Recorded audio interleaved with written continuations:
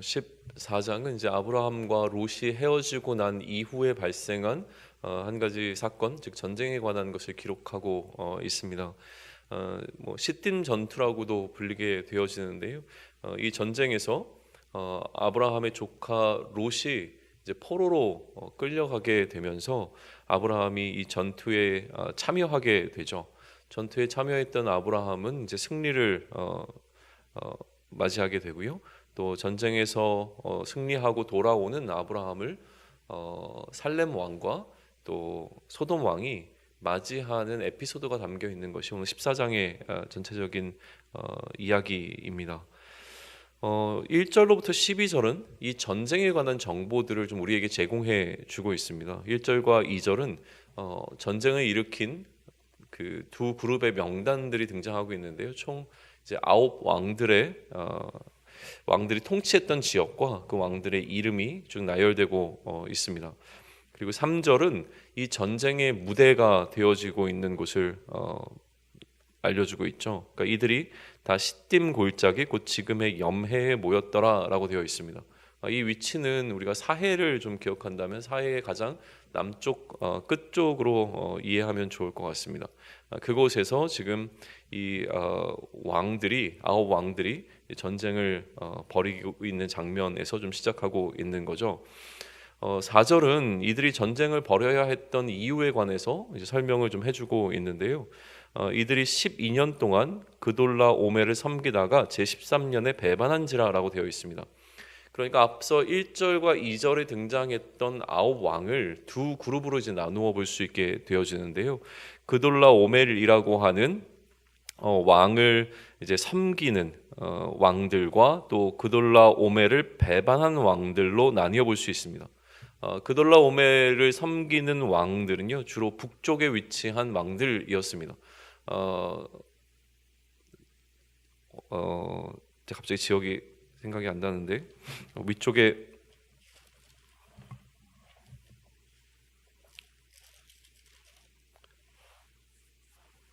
왜 갑자기 기억이 안 나죠? 사해 위쪽에 있는 호수가 뭐죠? 갈릴리. 예, 갈릴리 위쪽, 더 위쪽 북쪽에 이제 위치한 곳으로 보시면 될 것 같고요.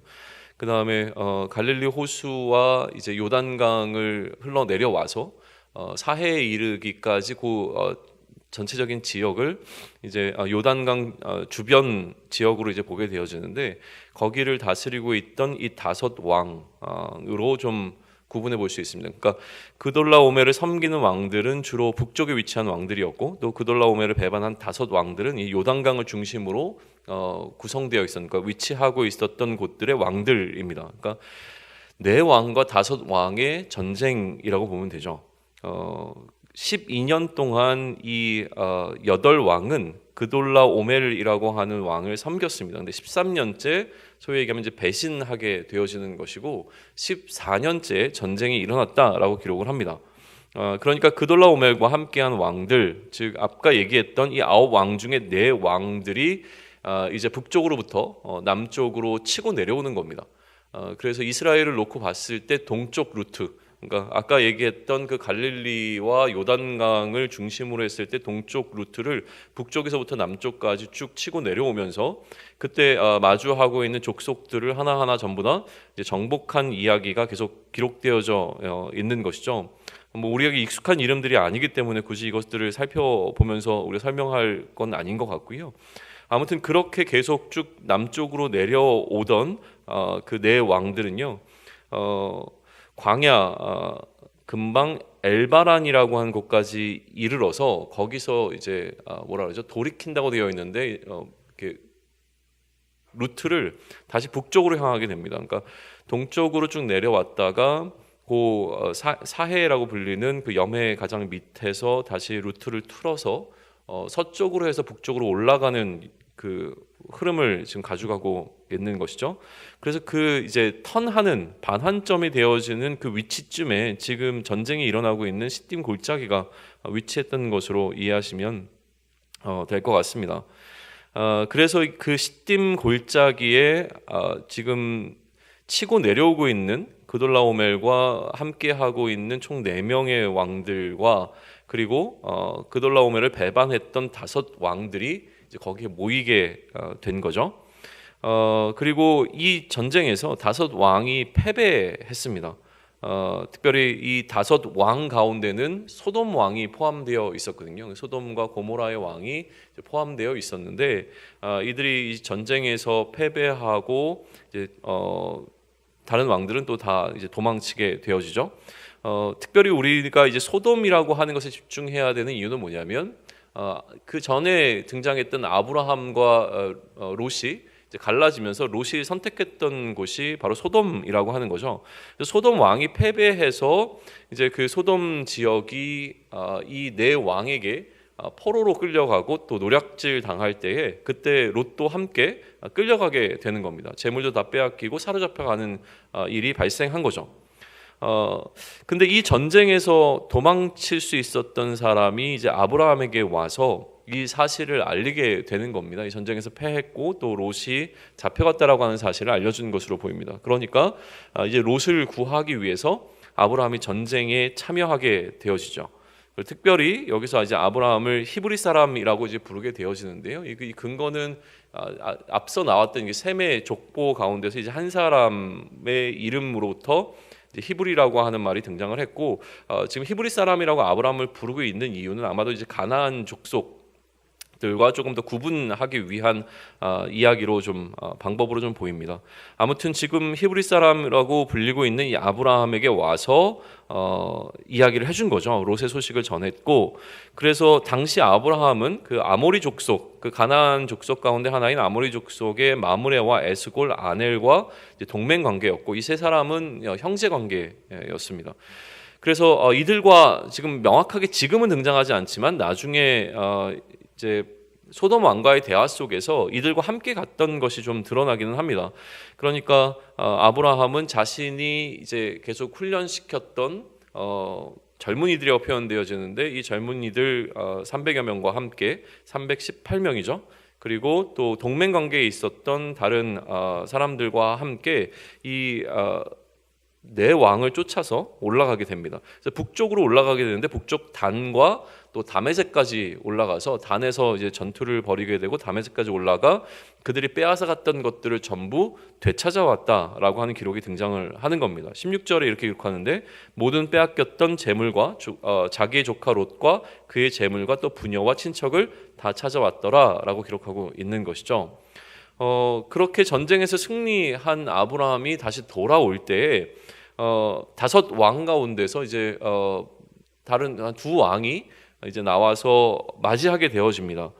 사실 처음 이제 5왕의 리스트 가운데는 등장하지 않았던 살렘 왕이 이제 여기 등장하게 되어지는데 아무튼 우리는 이 가나안 지역, 그러니까 요단강을 중심으로 하고 있었던 지역을 다스리던 왕들이 북쪽 왕들에게로부터 피해를 입었고 그것을 이제 아브라함이 승리하고 돌아오자 그 요단강 주변에 있었던 왕 가운데 2왕이 지금 나와서 아브라함을 맞이하고 있는 장면으로 이해하면 될 것 같습니다. 먼저 이 2왕 가운데 살렘 왕과의 에피소드가 기록되어져 있죠. 이 살렘 왕은 특별히 이름이 멜기세덱으로 이제 밝혀지고 있고 또 그에 대한 설명은 지극히 높으신 하나님의 제사장이라고 되어 있습니다. 이 멜기세덱에 관한 이야기는 뭐 우리가 너무나 잘 알지만 이제 히브리서에 보게 되어지면 굉장히 그 의미가 강조돼서 나옵니다. 그러나 오늘 우리가 뭐 그 이야기까지 다 포괄해서 할 수는 없을 것 같고요. 지금 이 멜기세덱이라고 하는 특별히 하나님의 제사장이었던 살렘 왕이 아브라함을 만났을 때 어떤 이야기를 주고받았는가에만 조금 더 집중해 보면 좋겠습니다. 그가 아브라함을 만났을 때 아브라함에게 축복을 하죠.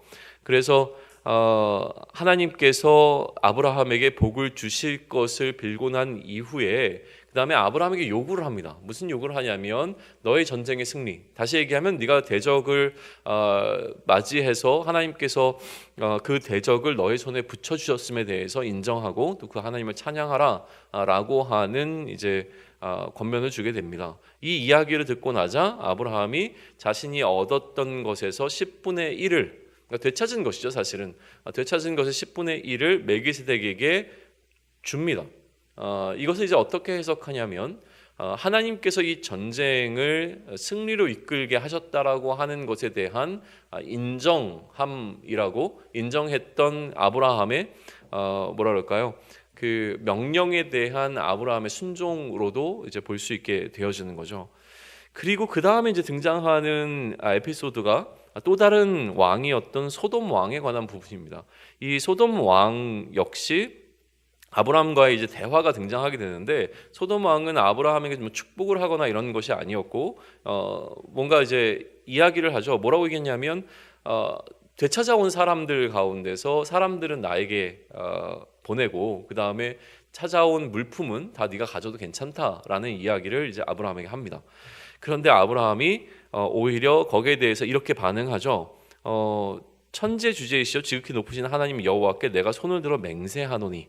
그러니까 굉장히 강력한 표현을 지금 하고 있는 겁니다. 내가 이제 맹세하면서 이야기하는데, 만약에 그렇게 되게 되면 내가 가져간 이 물품으로 인해서 나중에라도 소돔 왕이 아브라함에게 복을 준 것처럼 해석되어질까 봐, 다시 얘기하면 아브라함이 치부하는 데, 부를 축적하는 데 있어서 소돔 왕이 뭔가 해준 것처럼 해석이 될까 봐 내가 너에게 속한 것은 단 한 가지도 실 한 오락이나 들매끈 한 가닥도 가지지 않겠다라고 맹세하면서 선언하는 겁니다. 나 필요 없어 라고 하는 이야기를 하는 것이죠.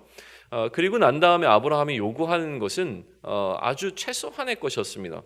젊은이들이 먹은 것과 또 나와 동행한 이 동맹들에서 가져가야 되는 분깃들은 이제 제하하겠다라고 이야기를 하면서 마무리가 되어지는 게 오늘 이제 14장의 전반적인 이야기입니다. 자, 모세가 아브라함이 롯을 구한 이 사건을 14장에 기록하면서 이스라엘에게 전하고자 하는 메시지는 무엇일까에 대해서 계속 좀 고민해 보면 좋겠습니다. 첫 번째는 무엇보다 하나님의 약속, 그러니까 하나님께서 지금 아브라함에게 약속을 주셨고 그 약속을 이뤄가는 과정 가운데 있지 않습니까? 그러다 보니까 하나님의 약속이 어떻게 이어져 가고 있는지를 보여주려 했을 것이 너무나 분명해 보입니다. 하나님께서는 아브라함에게 이 가나안 땅을 약속하셨습니다. 13장에서 네가 보는 모든 곳을 내가 다 너에게 주겠다라고 하는 약속을 해 주셨죠. 이 약속은 모세 시대의 이스라엘 민족에게도 동일하게 주어진 약속입니다. 하나님께서는 이 이스라엘 출애굽한 이스라엘 백성들에게 약속의 땅으로서 가나안을 제시해주고 계시는 상황이라고 하는 것이 이 두 상황을 우리가 마찬가지로 병행해서 볼 수 있도록 만들어주고 있는 것이죠. 그러다 보니 이제 가나안 땅에 입성을 하려고 준비하고 있는 이스라엘 백성에게 지금 가나안 땅에서 일어났던 이 전쟁은 특별한 관심의 대상이 됐을 것이 너무나 분명해 보인다라고 하는 거예요. 또한 오늘 모세는 이 전쟁을 기록하면서 전쟁의 동선을 이제 설명하는데 굉장히 많은 노력을 보입니다. 그러니까 가나안 땅의 족속들과 어떠한 방식으로 전쟁이 일어났는가에 대해서 보여주려고 하는 노력이 좀 보인다라고 하는 것이죠. 북에서 남으로 내려와서 또 여매의 시딤을 기점으로 다시 북으로 올라가고 있는 이 전쟁의 동선이라고 하는 부분들, 또 그 동선을 지나면서 마주하게 됐던 족속들과 또 왕들과 나라들에 관한 이야기들을 계속 이제 기록해 나가고 있는 것이 보인다라고 하는 거예요. 두 번째는 무엇이냐면 하나님을 향한 아브라함의 태도에 주목하게 하는 겁니다. 그러니까 이런 전쟁이 일어나고 있고 이 전쟁 가운데 불가피하게 아브라함이 참여하게 되었어요.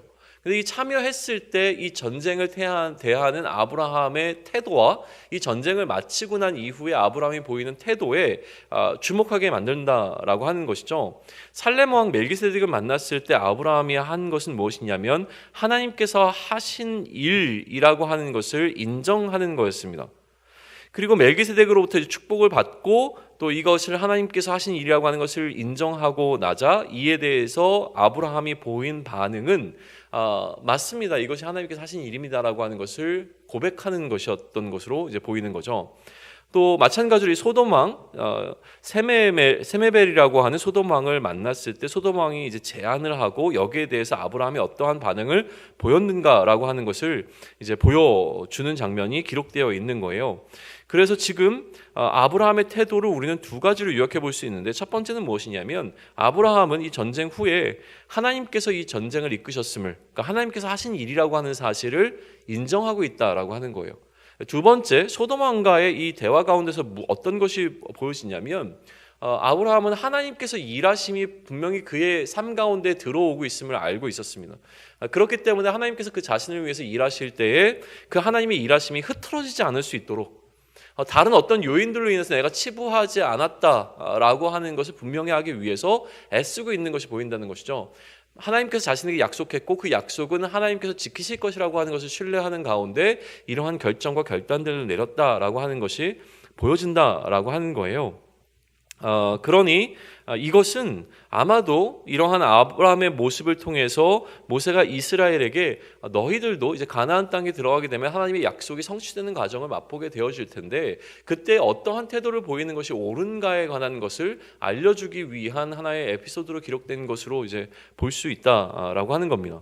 그렇다면 이 메시지는 오늘을 살아가는 우리들에게도 마찬가지 메시지로 다가올 수 있을 거라고 생각합니다.